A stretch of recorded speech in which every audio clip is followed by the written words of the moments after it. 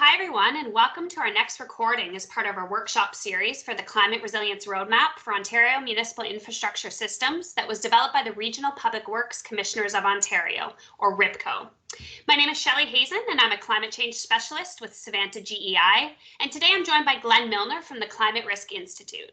We're also joined today by RPWCO Climate Change Subcommittee members from the City of Thunder Bay, Windsor, Ottawa, and the region of Durham. We'd also like to thank Rambo Consulting for their contributions to the development of this roadmap.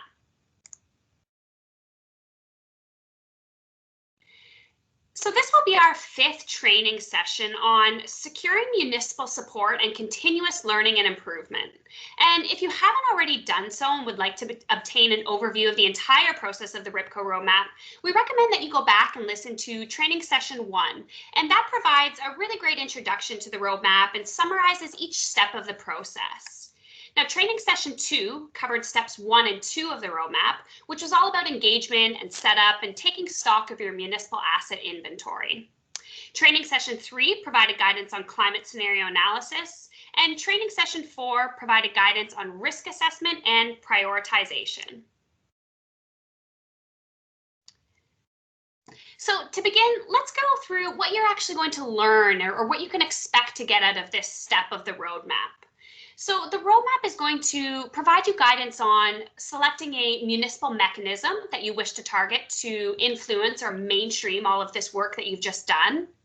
It's going to help you communicate the risks of a do-nothing scenario. It can highlight co-benefits from adaptation measures. It will help you with calculating a benefit-cost ratio. And it can develop clear, illustrative communication materials that target decision makers and people that you need to get on board to actually start implementing all of this hard work.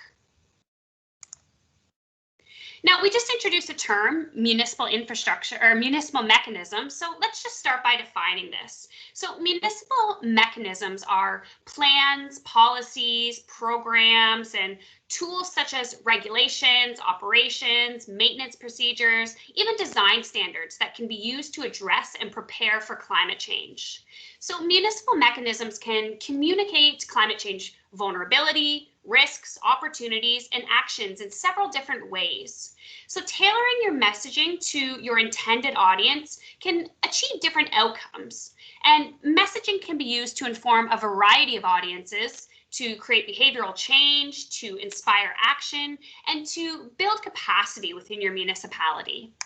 So once municipalities understand and document how the climate is expected to change, and they identify potential impacts on infrastructure systems, you can now establish or update your existing municipal mechanisms to ensure that the goals, objectives, plans, and policies actually prioritize managing climate risks and adaptation actions, all while ensuring that the proper financial and human resources are allocated towards adaptation. It's a very important step.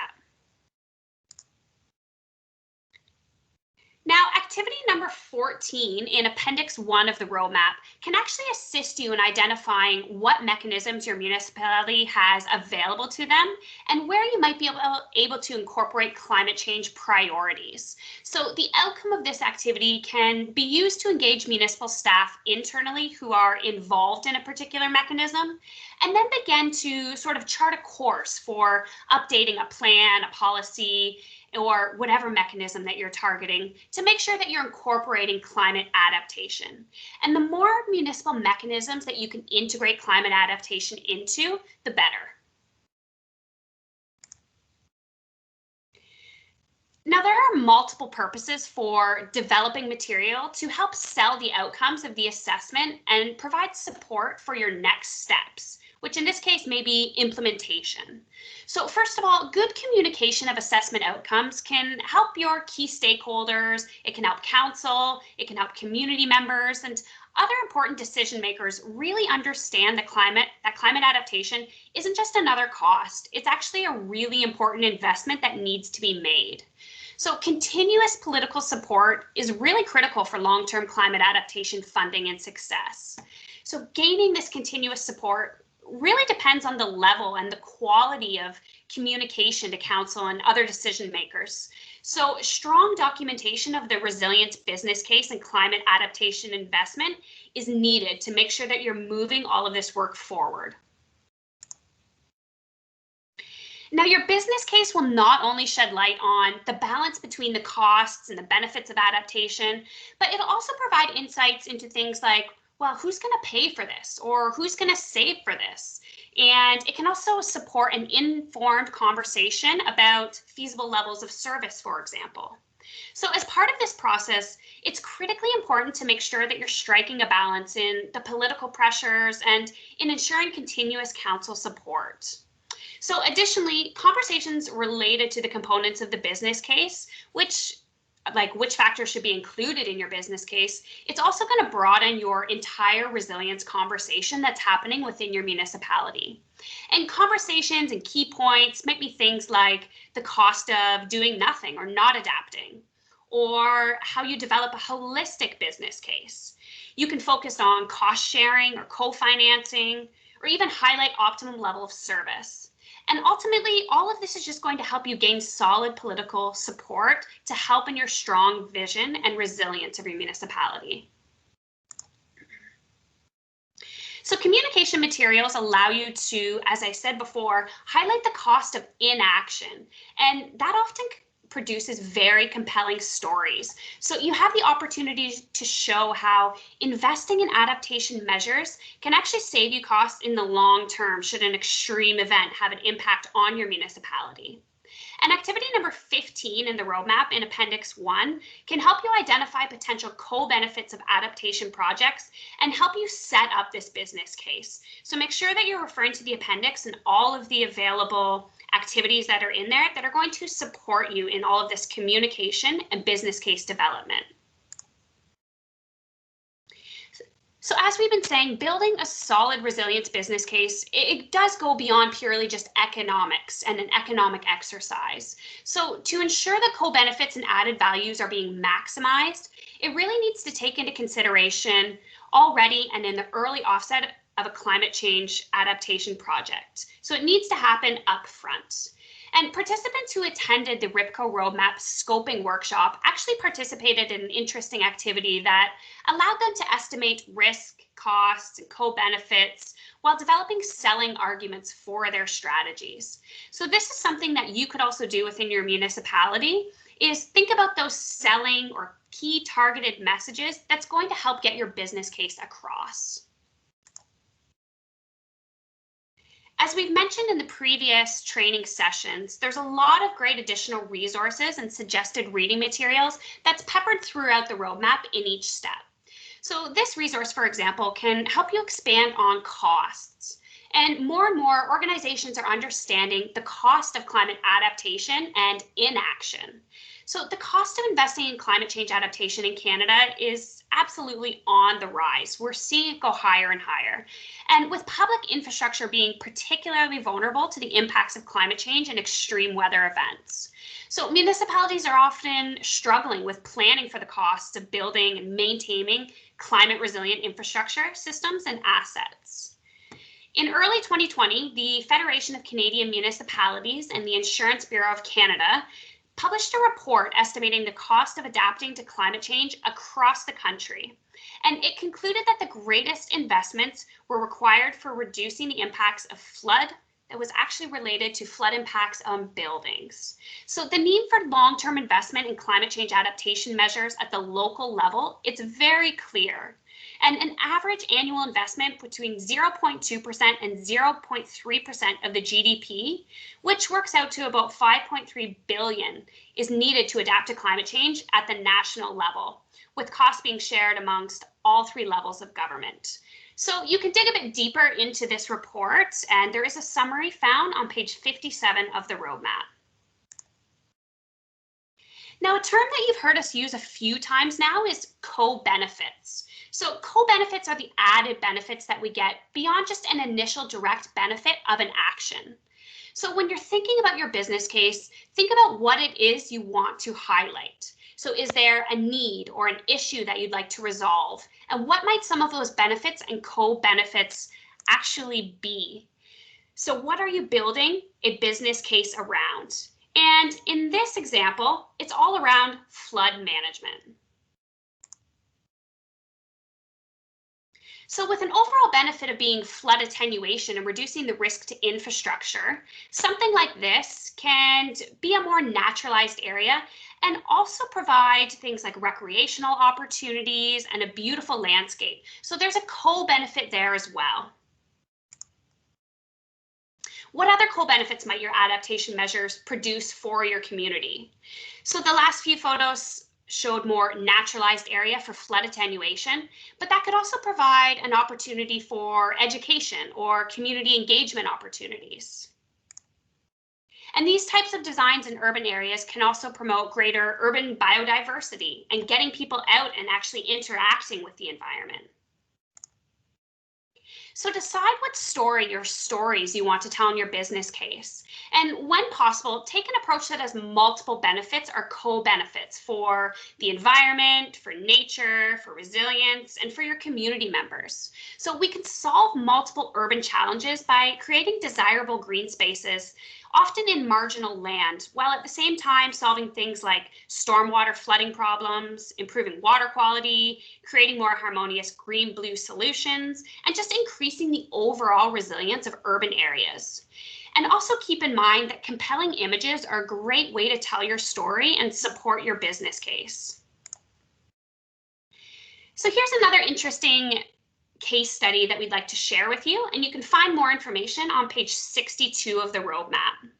So the Department of Environmental Protection in New York City initiated what was called a cloudburst study. And this was done to understand the potential of handling stormwater on the surface through mainly blue and green infrastructure in a hydrologically connected catchment-wide system. So the master plan was accompanied by a couple of different cost-benefit analyses. And the first cost-benefit analysis was actually comparing the construction and financial costs, so the immediate benefits of the climate change risk reductions. And the second cost-benefit analysis compared those same costs and benefits, but included multiple co-benefits to the master plan, such as recreational values, saved health costs, and environmental improvements. So both of these cost-benefit analyses also compared to the planned capital investments for gray infrastructure for the same area.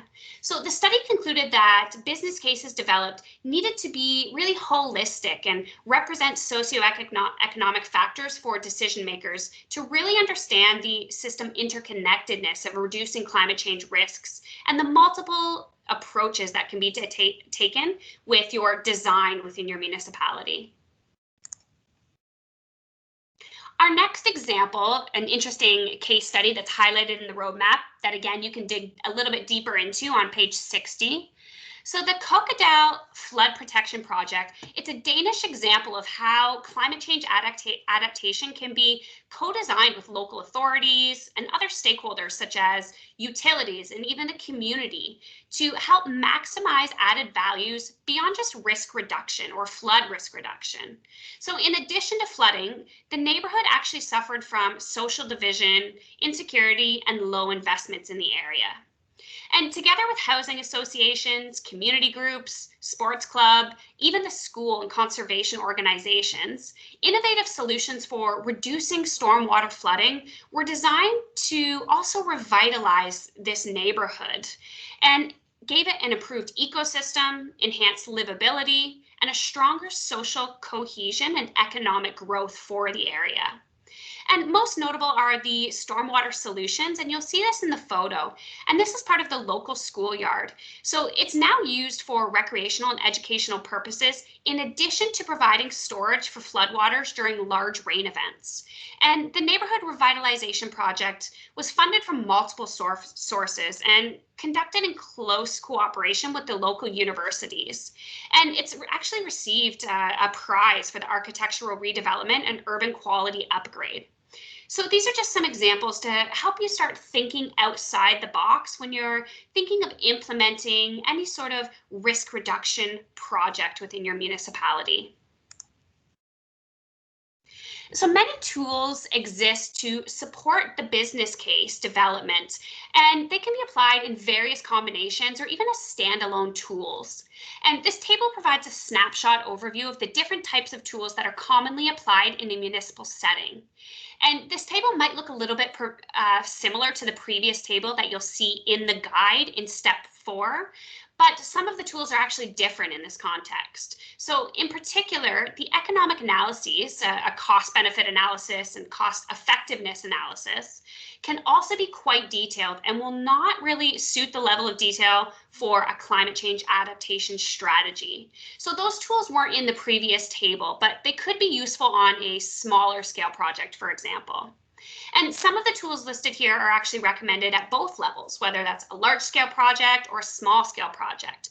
And that tool might be something like expert judgment and really getting involved in all of these decision and planning making priorities that you're going through. Now, once you've gone through the roadmap and undertaken your risk assessment, you have your outputs, you know what your risks are that your municipality is facing, it's now time to prioritize between projects to undertake.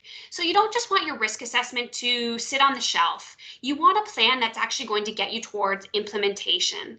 So there's some discussion around how you can do this in the roadmap in steps 5 and supporting in step 6. So for example, activity number 16 in Appendix A can support you in prioritizing between multiple climate adaptation projects based on, say, the interest of your community and what everyone is really wanting to focus on or push forward in the community. And the outcome of undertaking this activity is that it can be used to inspire discussions and next steps for additional analysis and implementation of various climate change adaptation priorities within your municipality. Now I'm going to hand it over to Glenn, who's going to walk you through step 6, which is all about continuous learning and improvement. Excellent. Thanks, Shelley. So step 6 of the roadmap really is the step or the component that highlights or emphasizes the need for an iterative nature to adaptation. So as Shelley mentioned, once you've undertaken your risk assessment, once you've kind of identified how you want to influence municipal mechanisms and next steps, it's critically important to think about how are we going to continuously learn and how can we improve as we actually implement projects and learn from those. So I'm going to walk you through a couple of components to this step that are emphasized in the roadmap. So if you go to the next slide, I'll highlight just a couple of key things of what you'll learn in step 6 of the roadmap, if this is really where you'd like to dig a bit deeper. The first being, it's critically important to identify and describe a monitoring, evaluation, and learning component to your adaptation exercises. And we will talk about this in a lot more detail, but it's important to do this prior to really commencing action around implementation fulsomely, to be able to do things strategically rather than piloting kind of one at a time. And we'll talk a bit more about the context behind an MEL or a MEL plan as well.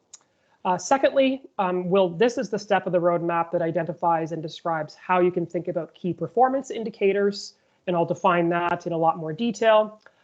It'll help equip you with how you can carry out these activities to think about multiple audiences. And again, kind of targeting the different types of mechanisms you're hoping to influence. It'll kind of highlight the importance of feedback and learning in this process, and it'll ultimately emphasize the need to share this information among staff, among stakeholders, and publicly, depending on what the information is, to garner that attention and that momentum for further action and implementation.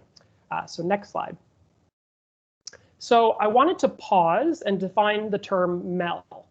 This may be a term you're familiar with, and this is strategically defined, and each letter means something very specific. So the M stands for monitoring comprehensively. And the idea here is that once you've established your adaptation plan, your actions, or you've undertaken a risk assessment, what comes out of those processes needs to kind of be tied with a comprehensive monitoring approach. And really, ultimately, the idea here is to track progress against the project objectives you're hoping to achieve, and really able to equip yourself with the right information to be able to learn from that. The second letter, E, is about evaluating selectively. So where can you take a bit of a deeper analytic dive to establish KPIs to really understand the evaluation of the implementation works? And the last letter, L, is about learning continuously.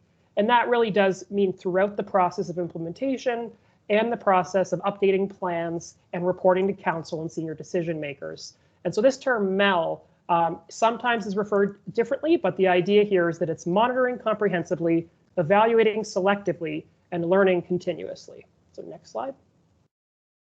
So what is this? What does this really involve when it comes to your outputs of a risk assessment? And the reason why we really advocate for considering monitoring, evaluation, and learning so explicitly is because if you don't, there's the risk that your risk assessment outputs may end up sitting on the shelf. You really want to move these into implementation, into piloting. And so when you think about MEL and developing a bit of a MEL strategy, think about what is the vision and goals that you've established as part of your adaptation process. And this is actually identified as part of step 1 of the RPWCO roadmap. So if you're wondering, what does that look like? Can I see some examples? We'd encourage you to go back to step 1 of the roadmap and look at some of the activities in the appendix of the guide, because it provides some examples of vision statements and key things to align your process with. But once you've established your vision and goals in step 1, you've identified your risk assessment outputs and potential actions that align with those goals throughout undertaking the roadmap. It's then time to tie those actions or objectives with measurable key performance indicators. And I'm going to define that on the next slide, but that's a very important component to evaluating the implementation success. Once you've identified potential KPIs you're interested in tracking, then it's all about the data collection. How will data be collected? How often? Who is responsible for that data collection? And ultimately, who's responsible for participating in the MEL approach at your municipality? It may not just be one team, it may be shared, or there may even be a corporate team that does a lot more of the data side of things through GIS, for example. And so engaging with the right staff as you're developing this MEL strategy can also save you time and find efficiencies because there is, of course, a lot of work involved in actually monitoring and tying these things to data to be collected in evaluation. So next slide. So I wanted to return to the concept of key performance indicators. Now, a KPI is a metric essentially to let you know and to track how well you're doing towards meeting a goal or an objective. And so KPIs are described in the RPWCO roadmap explicitly as part of step 6. And this activity is also provided, activity number 17, which is all around brainstorming and identifying potential KPIs and kind of sets you up the process of how do I identify a KPI relevant to my particular objective I'm trying to meet. And it emphasizes the need to have these KPIs being smart. And again, I'll define that on the coming slide because that's a very important component of what makes a KPI effective. But the ultimate outcome of this activity will be a critical component to be used in support of developing your MEL approach and your plan. So next slide. Now, key performance indicators, when we're speaking to KPIs specifically, it's important to note and to mention that KPIs are not necessarily universally applicable. And this is because objectives, actions, and risk assessments do look different depending on your municipal jurisdiction and the context from which you work. And so this slide is really just a quick tip, which emphasizes the fact that adaptation impacts, or climate change impacts rather, and our ability to adapt is very localized. So there's no universally applicable kind of indicator suite or set for you to adopt quickly. So as you identify KPIs and you select these, it can be guided by best practices, but ultimately try to keep that local context in mind when you're determining that applicability, because that's ultimately where you're going to see the most value, is when you can communicate to your council or your senior decision makers about how this KPI relates to the objectives you've set as part of your plan. Next slide. So I wanted to return to the definition of SMART, and again, relating to KPIs. So as you've defined key performance indicators as part of monitoring, evaluation, and learning, it's important that these KPIs are not just high-level statements. And this has actually been a framework developed specifically to avoid high-level KPIs that may not be really tangible. to document, to track, and to evaluate your processes with. So the SMART framework really is quite self-explanatory. So I'll just walk through the acronym, but S stands for specific. So as you're identifying a KPI, clearly identify what it is you're tracking and you're trying to accomplish. Don't be afraid to ask around for other staff who may already have KPIs and see if they're relevant for adaptation purposes and implementation. M stands for measurable. So establish the metric and potentially the targets that you'd like to actually meet through that metric over time. A is critical, and it stands for achievable, which is really within your scope and the plan and the risk assessment outputs you've ultimately obtained. What is actually feasible or achievable for your municipality? You want to ultimately try to identify things you can track on, you can report progress on, and if you've set something that's just a bit too ambitious or a bit out of reach, it can be really challenging as you proceed through the years and have to report back on that particular measure or KPI.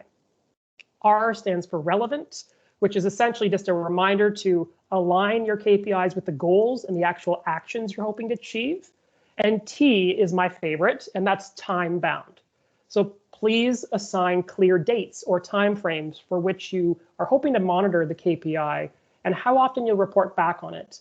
And if that's not kind of clearly committed, perhaps have a conversation with staff and with managers and senior decision makers around the appetite for creating a bit of a MEL program to support implementation. Next slide. So I wanted to ultimately return to the idea of learning. And as we've said, the MEL approach involves continuous learning. And this is one, it may seem a little bit conceptual, but I'll walk you through it here. This is one framework that the Intergovernmental Panel on Climate Change actually recommends kind of thinking about. And I'll provide you with a bit of an example. But the idea is we want to move away from reacting and towards transforming in our approach with adaptation and implementation. And so if you think about a typical implementation program, there may be a risk identified, an action identified, it's implemented, and then outcomes are measured. And that is a traditional reactive or single loop learning approach.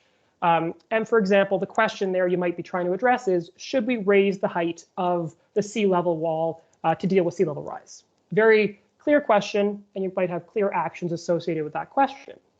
Now, if we try to move towards reframing or more of a double loop learning approach, this is where the roadmap can really help set the strategic approach for your implementation. So double loop learning involves kind of stepping back and perhaps instead of asking the question, should we raise the height of the seawall, should we instead examine the overall flood management processes we have at our disposal to deal with sea level rise, perhaps managed retreat, or some of the other alternatives rather than just a traditional approach of reacting to a particular issue.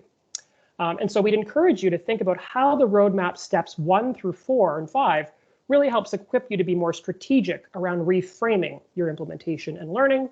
And then, of course, the ideal case is that you're transforming, and that's also called triple loop learning. And that's really where you step back and you think about the overall context and conditions under which municipalities operate and implement projects. And so this is probably the most challenging one to really achieve, but to the extent that you can, try to step back and think about, what are the policies or the plans or the overall governance structure that are driving our implementation. So in the case of the seawall, what are some of the barriers from a policy perspective or the governance mechanisms that we can influence to really try to reframe that issue and to begin to transform. And so again, a bit of a conceptual example, but this is the idea behind learning, is that we're able to kind of get out of that reactive loop and we can begin to reframe the issues and become a bit more strategic and inform our prioritization out of step 5. So next slide. And so I wanted to leave you with another case example that's part of the RPWCO roadmap. And this is on page 66, if you'd like a bit more detail to dive a bit deeper. But this is actually an example of measuring progress on climate change adaptation. It is in urban cities globally through the C40 Cities Network, but there's a lot of interesting lessons to be learned here. And the aim of this project was to develop a tool to help cities essentially make the case for climate change adaptation and to assist or incentivize these targeted adaptation initiatives. And so this particular case example called it the MER framework, but this is essentially synonymous with the proposed MEL approach we put in the RPWCO roadmap. And so when you hear the terms MER, MEL, the idea is the same. The idea is that we're trying to move out of a risk assessment report, out of a plan, and move into an actual implementation program and approach to get things in the ground and to be changing things directly. And so the specific objectives of this case example included facilitated learning across these cities, encouraging participation and engagement among different stakeholders and staff, and enhancing the transparency and accountability, making the case for adaptation.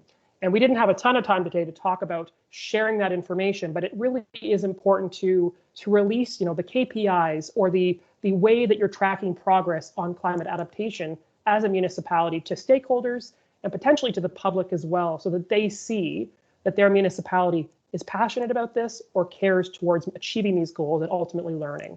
And one last thought around MEL and the monitoring, evaluation, and learning component, which is step 6 of the roadmap, which is just that the idea here is to, we expect that we'll learn lessons as we proceed in implementation. So there shouldn't be a lot of concern around, adapting and learning as we go. And so this MEL approach really helps set you up to be a bit more strategic around that as you proceed through time.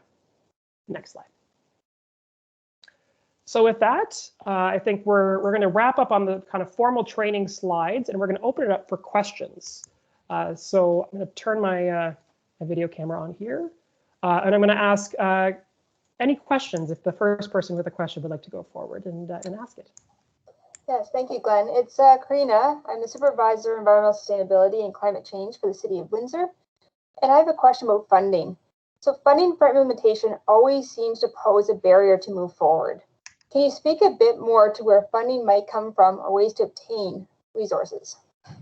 Yeah, that's a great question, Karina. So funding really is one of the most common asked questions I would suggest in implementation, which is how can we find creative ways to fund this implementation? How can we step out of pilots and into a more fulsome adaptation program or approach? And really I would say there's 2 formal categories of funding. There's, of course, external funding opportunities, and I'll give you a couple of examples of those. And then there's internal funding mechanisms and thinking about, what is the financial position of your municipality? Do you have the ability to access different funding from different departments? So there's the internal perspective, potentially leveraging public works, operations and maintenance, other types of teams that may have annual budgets or have more weight to their future budgeting cycles. But then on the flip side, there's the external funding opportunity, program opportunities, things like the Federation of Canadian Municipality, as well as a series of other grants and opportunities for implementation. But one thing I'd also add to that question is around thinking outside the box. So perhaps think about, is it possible to scale up a particular action? Again, thinking more reframing, transforming, and try to consider whether working regionally might help share costs, or potentially, if it's not too challenging, to think about pooling resources with other stakeholders or organizations in the community to get something done. And Shelley spoke a bit of a case study around that context in a Danish context as well, where people can come to the table with matching funding. So trying to think outside the box a little bit where funding might be tight, and even thinking about, is there the ability to bring on citizen science, community volunteers, students to help save you costs as you begin to implement some of the programs where possible. So that's kind of a quick answer to that question. Thank you. Thanks. All right, next question. Hi, Glenn. Hi, Shelley. A quick question about the MEL. How detailed do you think a monitoring and evaluation and learning plan should be? Do you think it's meant to be something standalone, or can it be integrated as part of another ongoing municipal planning process? Yeah, that's a really good question as well. I would say it really, and we've seen examples of this from other municipalities, it really depends on the number of risks or actions that have been identified that the monitoring, evaluation, and learning kind of component is meant to address. So it can be very, very detailed if someone wants to kind of go the Cadillac route, but it can also just be a simple chapter in an adaptation plan that's a couple of pages long with an appendix. And that's where it kind of beefs up the details around a table to track those types of different data sets.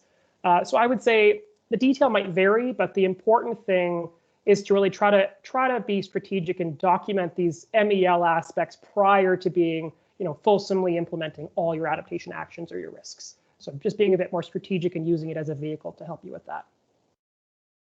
Okay, thank you. Thanks.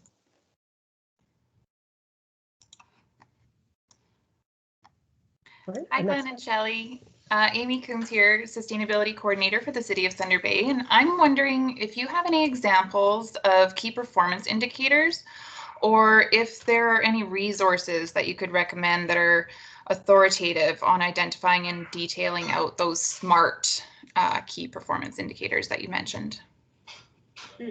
Yeah, that's a good question. When we're thinking of key performance indicators, it doesn't have to be complicated. They don't have to be something that isn't tangible. You really want to make sure that you're selecting SMART KPIs. And just as an example we like to use is markers in medicine, for example. So a doctor can gauge your health using a set of various indicators that sort of measure your overall health. And so say the objective you're trying to achieve is improved health. You want to be healthier.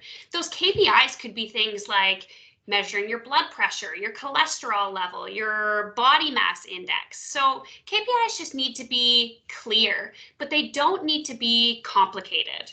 And KPIs are really going to vary in terms of the level of detail and even by the total number that your municipality is using to track your performance. And the number of KPIs that you're going to use really depends on the resources you have at hand. You want to make sure that you're not over committing to how much you can actually measure and track.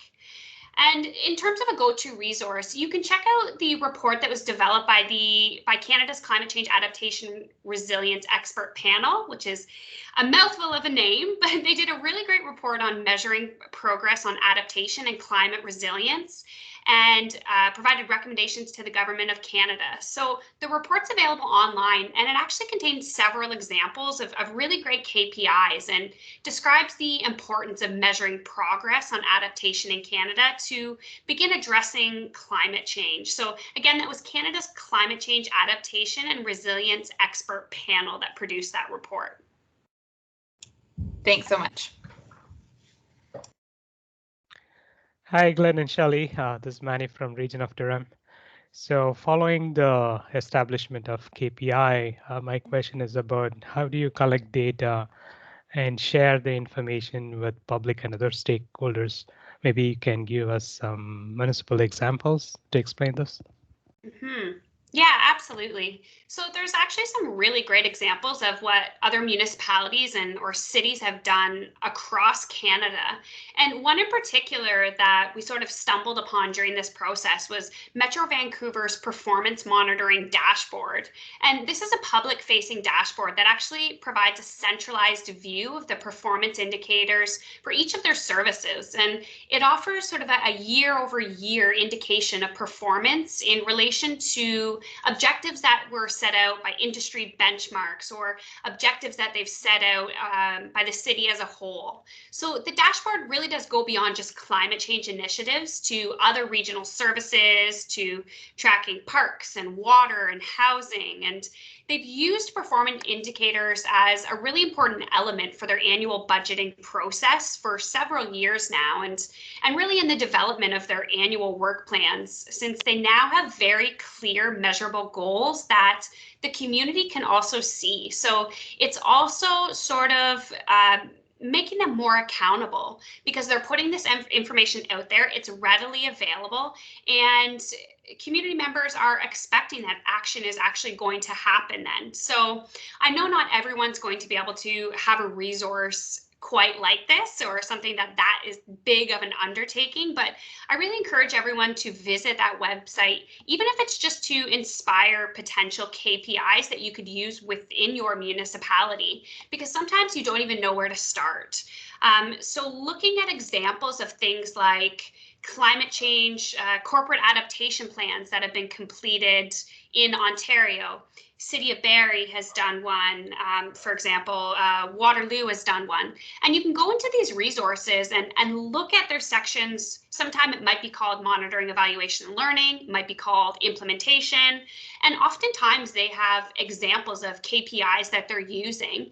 And some of them even have templates on how they're tracking all of this information. And it could be as simple as something that looks like a table that lists your goal, your KPI, who's responsible for actually collecting the data, for measuring.